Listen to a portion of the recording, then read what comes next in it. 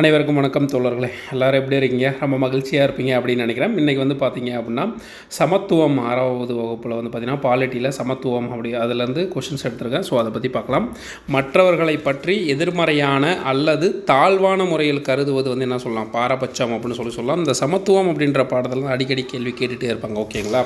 பாரபட்சம் எவ்வாறு அழைக்கப்படுகிறது அப்படின்னா முன்முடிவு. பாரபட்சம் அப்படின்றது முன்முடிவு. முன்னாடியே ஒருத்தர் இப்படி தான் இருப்பாங்க அப்படின்னு சொல்லிட்டு முடிவு பண்ணிட்டு அவங்கள வந்து பாரபட்சமாக கருதுவது தான் முன்முடிவு. ஓகேங்களா? முன்முடிவு எவற்றை அடிப்படையாக கொண்டு உள்ளது அப்படின்னா மக்களின் மத நம்பிக்கைகள், மக்கள் வாழ்கின்ற பகுதிகள், நிறம், மொழி, உடை. இப்போ நகரப்பகுதியில் இருக்கிற மக்கள் கிராமப்பகுதியில் இருக்கிற மக்கள் வந்து இதாக இருக்க மாட்டாங்க, ஜென்யூனாக இருக்க மாட்டாங்க, அப்படி இருக்க மாட்டாங்க, இப்படி இருக்க மாட்டாங்க, உடையில் வந்து அவங்க இதாக இருக்க மாட்டாங்க அப்படின்னு சொல்லிட்டு முன்னாடியே அவங்க முடிவு பண்ணிட்டு அவங்கள வந்து ஒரு பாரபட்சமாக நம்ம வந்து சமுதாயத்தில் ரொம்ப உயர்ந்தவங்க நாகரிகமானவங்க அப்படின்ற மாதிரியும், கிராமத்தில் நாகரிகம் இல்லாதவங்க மாதிரி அப்படின்ற மாதிரியும் முன்னாடியே முடிவு பண்ணி அவங்கள ட்ரீட் பண்ணுறதுக்கு பேர் தான் பாரபட்சம் அப்படின்னு சொல்லுவாங்க. பாரபட்சம் உருவாவதற்கான காரணம் என்னென்ன அப்படின்னா சமூகமயமாக்கல், நிர்ணயிக்கப்பட்ட நடத்தை, பொருளாதார பயன்கள். நம்ம பொருளாதார பயன்கள்லாம் நகரத்தில் கிடைக்கிற மாதிரி கிராமத்தில் கிடைக்கிறது கிடையாது. ஓகேங்களா? சர்வாதிகார ஆளுமை, இன மைய கொள்கை, கட்டுப்பாடான குழு அமைப்பு, அதுக்கப்புறம் பார்த்திங்கன்னா முரண்பாடுகள், இதெல்லாம் சொல்லலாம். முன்முடிவு வலுவாக இருக்கும்போது உருவாவது எது? முன்முடிவு வலுவாக இருக்கும்போது உருவாவது மாறாக்கருத்து. ஸோ முன்னாடியே முடிவு பண்ணிடுறாங்க இவங்க இப்படி தான் அப்படின்னு சொல்லிட்டு அதை என்ன பண்ணுது, அந்த கருத்து வந்து வலுவான கருத்தாக மாறுது. அந்த கருத்தை திரும்ப மாற்ற முடியாமல் போயிடுது. ஸோ தவறான கண்ணோட்டம் அல்லது ஏதோ ஒன்றை பற்றி தவறான கருத்து என்னது? மாறா கருத்து அப்படின்னு சொல்லப்படுது. ஒருவர் மற்றவரை பாகுபாடுடன் நடத்துவது எவ்வாறு அழைக்கப்படுகிறது அப்படின்னா சமத்துவமின்மை. மக்களுக்கு எதிராக எதிர்மறையான செயல்கள் என்னன்னு சொல்லலாம்? பாகுபாடு அப்படின்னு சொல்லலாம். நெல்சன் மண்டேலா எந்த நாட்டின் முன்னாள் அதிபராக இருந்தார் அப்படின்னா தென்னாப்பிரிக்கா நாட்டின் முன்னாள் அதிபராக இருந்திருப்பார். நெல்சன் மண்டேலா எத்தனை ஆண்டுகள் சிறையில் இருந்திருப்பார் அப்படின்னா 27 ஆண்டுகள். இன நிறவெறிக்கு முடிவு கட்டியவர் யார் அப்படின்னா நெல்சன் மண்டேலா. நெல்சன் மண்டேலா எந்த ஆண்டு சிறையிலிருந்து விடுதலையானார் அப்படின்னு சொல்லி பார்த்தோம் அப்படின்னா 1990 சிறையிலிருந்து விடுதலையாக இருப்பார். தென்னாப்பிரிக்காவில் உலக அளவில் அமைதியை நிலவும் மனித உரிமைகளுக்கான போராட்டத்தில் முன்னோடியாக திகழ்ந்தவர் யார் அப்படின்னா நெல்சன் மண்டேலா. எந்த ஒரு குடிமகனுக்கும் எதிராக மதம், இனம், சாதி, பாலினம், பிறப்பிடம் என்ற அடிப்படையில் பாகுபாடு காட்டக்கூடாது அப்படின்னு கூற சட்ட பிரிவு என்னது அப்படின்னா 15(1). ஓகேங்களா? அடுத்து இந்தியாவில் சமத்துவமின்மை மற்றும் பாகுபாட்டிற்கான முக்கிய காரணம் வந்து சாதிய பாகுபாடாக இருக்குது. இந்தியாவில் ஆரம்ப காலங்களில் சமுதாயம் என்பது எதன் அடிப்படையில் இருந்தது அப்படின்னா தொழில் அடிப்படையில் தான் இருக்கும். எந்த சமுதாயத்தில் நிலவிய வர்ண அமைப்பிலிருந்து சாதி படிநிலை உருவானது? வேதகால ஆரிய சமுதாயம்.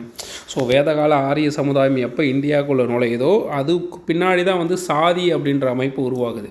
அதுக்கு முன்னாடி வந்து பார்த்திங்கன்னா விவசாயம் செய்வோர், போர் செய்வோர், தொழில் செய்வோர், அதுக்கப்புறம் பார்த்திங்கன்னா மன்னர் பரம்பரை, இந்த 4 வகையான சாதிகள் தான் இருந்தது அப்படின்னு சொல்லுவாங்க. சாதி ஒடுக்குமுறைக்கு எதிராக போராடிய முன்னோடி யார் அப்படின்னா அம்பேத்கர். இந்தியாவில் ஆண்கள் மற்றும் பெண்களுக்கு இடையே நிலவும் உடல் நலம், கல்வி, பொருளாதாரம் மற்றும் அரசியல் சமத்துவமின்மை போன்றவற்றை கூறுவது எனது பாலின பாகுபாடு. பாபா சாஹேப் என அழைக்கப்படுபவர் யார் அப்படின்னா அம்பேத்கர். இந்திய சட்ட நிபுணர் மற்றும் பொருளாதார நிபுணர், அரசியல்வாதி, சமூக சீர்திருத்தவாதியாக திகழ்ந்தவர் அம்பேத்கர். அம்பேத்கர் எம்ஏ பட்டத்தை 1915 முடிச்சிருந்திருப்பார். அடுத்து வந்து பார்த்தோன்னா அம்பேத்கர் பிஹெச்டி பட்டம் வந்து பார்த்திங்கன்னா 1927 முடிச்சிருப்பார். அம்பேத்கர் பிஹெச்டி பட்டத்தை எங்கே படிச்சிருப்பாங்க? கொலம்பியா பல்கலைக்கழகம். டிஎஸ்சி பட்டம் வந்து பார்த்திங்கன்னா இங்கிலாந்தில் படிச்சிருப்பார். இந்திய அரசியலமைப்பு நிர்ணய சபையின் வரைவு குழுவின் தலைவராக இருந்தவர் யார் அப்படின்னா அம்பேத்கர். இந்திய அரசியலமைப்பின் தந்தை அப்படின்னா அம்பேத்கர். இந்திய சுதந்திர இந்தியாவின் முதல் சட்ட அமைச்சர் யார் அப்படின்னாலும் அவரும் அம்பேத்கர் தான். அம்பேத்கர் எங்கு டிஎஸ்சி பட்டம் வென்றார் அப்படின்னா லண்டன் பொருளாதார பள்ளியில் வந்து பட்டம் பெற்றிருப்பார். அம்பேத்கர் பாரத ரத்னா விருது வழங்கப்பட்ட ஆண்டு எப்போ? 1990. இதே பாரத ரத்னா விருது நம்ம அப்துல் கலாம், ஏபிஜே அப்துல் கலாம் ஐயாவுக்கு பார்த்திங்கன்னா 1997 கொடுத்துருப்பாங்க. ஓகேங்களா? அடுத்து தீண்டாமை ஒழிப்பு பற்றி கூறும் சட்டப்பிரிவு பிரிவு 17.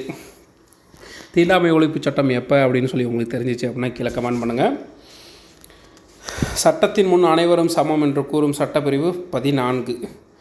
இந்தியாவில் சமத்துவமின்மை மற்றும் பாகுபாட்டிற்கான முக்கியமான காரணம் என்னது அப்படின்னா சாதி முறை. தலா 1000 ஆண்களுக்கு நிகரான பெண்களின் எண்ணிக்கை வந்து பாலின விகிதம். 2011 ஆண்டு கணக்கெடுப்பின்படி எழுத்தறிவு விகிதம் அதிகம் பெற்ற மாவட்டம் கன்னியாகுமரி 92.14%. 2011 ஆண்டு கணக்கெடுப்பின்படி எழுத்தறிவு விகிதம் குறைவாக உள்ள மாவட்டம் இது தருமபுரி 64.71%. இந்த 2 கொஸ்டினும் அகைன் கேட்டுக்கிட்டே இருப்பாங்க, ரொம்ப முக்கியமானது. 2011 ஆண்டு கணக்கெடுப்பின்படி பாலின விகிதம் அதிகம் அதிகமாக உள்ள மாவட்டம் இது நீலகிரி. அதே மாதிரி குறைவான பாலின விகிதம் 946 வந்து பார்த்தோம் அப்படின்னா தருமபுரி. அப்துல் கலாம் எந்த ஆண்டு பிறந்தார் அப்படின்னா 1931. அப்துல் கலாம் எந்த ஆண்டு இறந்தார்? 2015 வந்து இறந்திருந்திருப்பார். அப்துல் கலாமும் பாரத ரத்னா விருது வழங்கப்பட்ட ஆண்டு 1997. அடுத்து, இந்தியாவின் ஏவுகணை மனிதர் என்று அழைக்கப்படுபவர் அப்துல் கலாம். மக்களின் குடியரசுத் தலைவர் என்று அழைக்கப்படுபவர் யார்? அப்துல் கலாம். அப்துல் கலாம் பிறந்த பகுதி எங்கே? ராமேஸ்வரம். அப்துல் கலாம் எத்தனையாவது குடியரசுத் தலைவராக இருந்தார் அப்படின்னா 11வது குடியரசுத் தலைவராக இருந்திருப்பார். அப்துல் கலாம் எங்கு தனது பள்ளி படிப்பை முடித்தார் அப்படின்னா ராமநாதபுரம். திருச்சியில் வந்து ஜெயின் ஜோசப் கல்லூரியில் வந்து பார்த்திங்கன்னா பட்டப்படிப்பு முடிச்சிருப்பார். விண்வெளி பொறியியல் படிப்பு வந்து பார்த்தோம் அப்படின்னா சென்னை பொறியியல் கல்லூரியில் முடிச்சிருந்திருப்பார். அப்துல் கலாம் விண்வெளி பொறியியல் முடித்துவிட்டு எங்கு பணியில் சேர்ந்தார் அப்படின்னா பாதுகாப்பு ஆராய்ச்சி மற்றும் மேம்பாட்டு நிறுவனத்தில் பணியில் சேர்ந்திருப்பார். பாதுகாப்பு ஆராய்ச்சி மற்றும் மேம்பாட்டு நிறுவனம். அப்துல் கலாம் எழுதிய நூல்கள் என்ன அப்படின்னா இந்தியா 220, அக்னி சிறகுகள், எழுச்சி தீபங்கள், லுமின் ஸ்பார்க், மிஷன் இந்தியா அப்படின்ற புகழ்பெற்ற நூல்களை எழுதியிருந்திருப்பார். இளவழகி எந்த பகுதியில் பிறந்தார் அப்படின்னா சென்னை வியாசர்பாடி. இளவழகி சிறந்து விளையாடிய விளையாட்டு கேரம் விளையாட்டு. இளவழகி எந்த ஆண்டு தமது முதல் கேரம் சாம்பியன் பட்டத்தை வென்றார் அப்படின்னா 2008 ஆண்டு வந்து வெற்றி பெற்றிருப்பாங்க. இளவழகி எங்கு நடைபெற்ற போட்டியில் தனது முதல் கேரம் சாம்பியன் பட்டம் பெற்றார் அப்படின்னா 2008 ஆண்டு பிரான்சில் கான்ஸ் நகரின் ஃபாலைஸ் தோஸ் விழா போட்டியில் வந்து கலந்துருப்பாங்க. 2008 ஆண்டு இளவழகி யாரை தோற்கடித்தார் அப்படின்னா முந்தைய உலக சாம்பியனாக இருந்த ரேஷ்மி குமாரி அப்படின்றவங்களை வந்து தோற்கடிச்சிருப்பாங்க.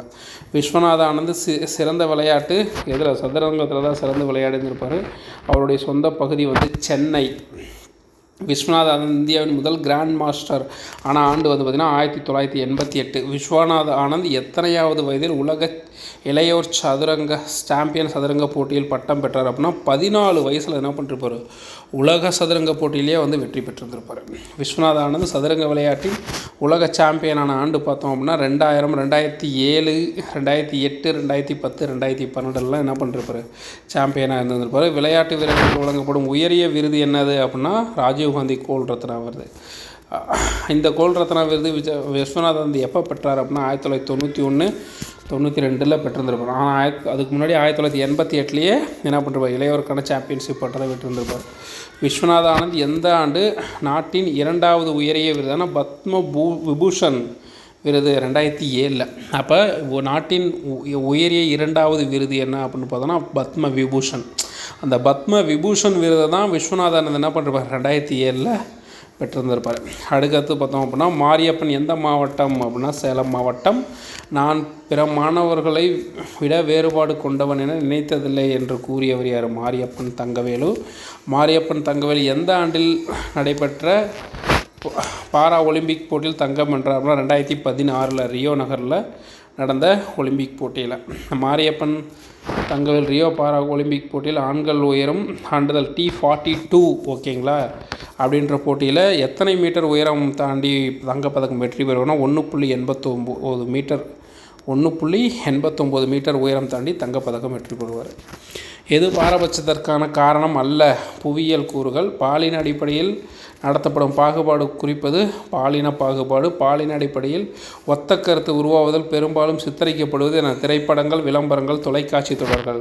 ஸோ இது என்ன அப்படின்னா இப்போ பாலின அடிப்படையில் வந்து பாகுபாடு அப்படின்னா இப்போ வந்து ஒரு உமன் வந்து ஒரு விளம்பரத்தை நடிக்கிறாங்க அப்படின்னா அவங்க வந்து பார்த்திங்கன்னா சோப்பு, இந்த பாத்திரம், கிச்சன் ஐட்டம் இது ரிலேட்டடாக இதில் மட்டும் வந்து ஷோ பண்ணுவாங்க. அதே ஒரு ஆண்கள் நடிக்கிறாங்க அப்படின்னா அவங்கள வந்து பைக்கு, காரு, ஸோ அந்த மாதிரியான விஷயங்களை வந்து ஷோ பண்ணுவாங்க.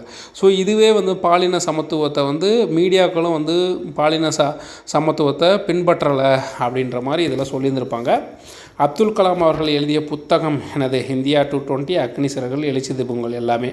ஏபிஜே அவர்களுக்கு பாரத ரத்னா விருது வழங்கப்பட்ட ஆண்டு 1997. விஸ்வநாதன் இந்தியாவின் முதல் கிராண்ட் மாஸ்டர் ஆன ஆண்டு 1988.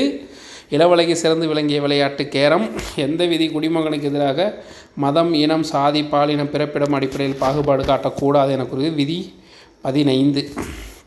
அம்பேத்கர் அவர்களுக்கு பாரத ரத்னா விருது வழங்கப்பட்ட ஆண்டு 1990.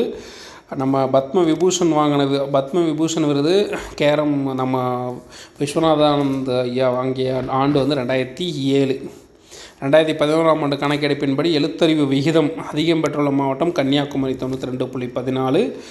டேஸ் மற்றவர்களை பற்றி எதிர்மறையான அல்லது தாழ்வான முறையில் கருதுவது பாரபட்சம். அப்துல் கலாம் எந்த ஆண்டு பிறந்தார்? 1931 பிறந்தார். 2015 இறந்திருப்பார். விளையாட்டு வீரர்களுக்கு வழங்கப்படும் உயரிய விருதான ராஜீவ்காந்தி கோல் ரத்னா விருதை முதலில் பெற்றவர் யார்? விஸ்வநாத் ஆனந்த் 1991 to 1992. ஓகேங்களா.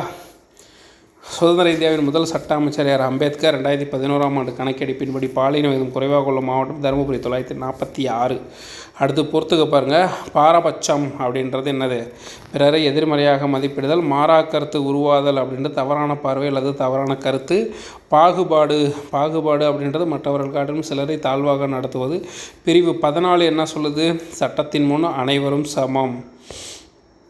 பிரிவு 17 தீண்டாமை ஒழிப்பு. ஓகேங்களா. ஓகே நண்பர்களே, இந்த வீடியோ உங்களுக்கு பயனுள்ள வகையில் இருந்திருக்கும் அப்படின்னு நினைக்கிறேன். வீடியோ பிடிச்சிருந்தா லைக் பண்ணி சேனலை மறக்காமல் சப்ஸ்கிரைப் பண்ணி சப்போர்ட் பண்ணுங்கள். நன்றி நண்பர்களே. பாய்.